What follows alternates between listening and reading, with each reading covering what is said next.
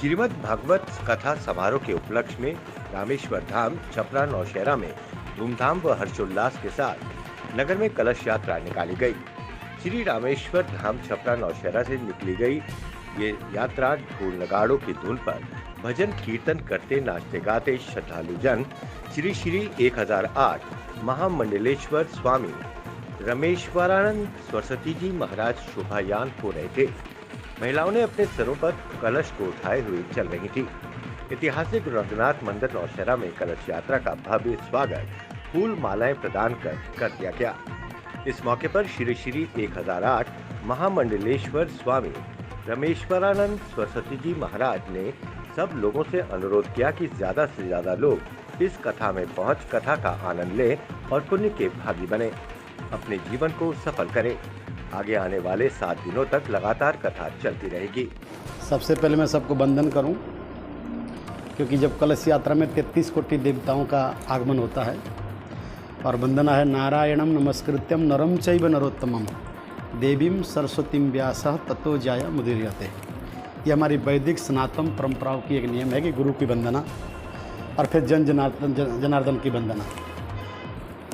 कश्मीर कश्यप ऋषि की तपोस्थली है, आद्य जगद्गुरु भगवान शंकराचार्य की तपोस्थली है और ये भारत का सिरमौर है।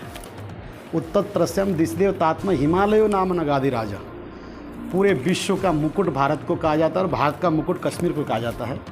और ये कश्मीर के धरती में जो हमारा नौशहरा है, नौशहरा 9 का अंक पूर्ण होता है और इस नौशहरा में मैं समझता हूँ कि यहाँ जितने देवी देवता विद्यमान हैं और यहाँ के जनता जनार्दन के हृदय में जो भागवत के प्रति तव कथा तप्त जीवनम, जीवन को भागवत से जोड़कर अध्यात्ममय जीवन बनाने का संकल्प लिया है।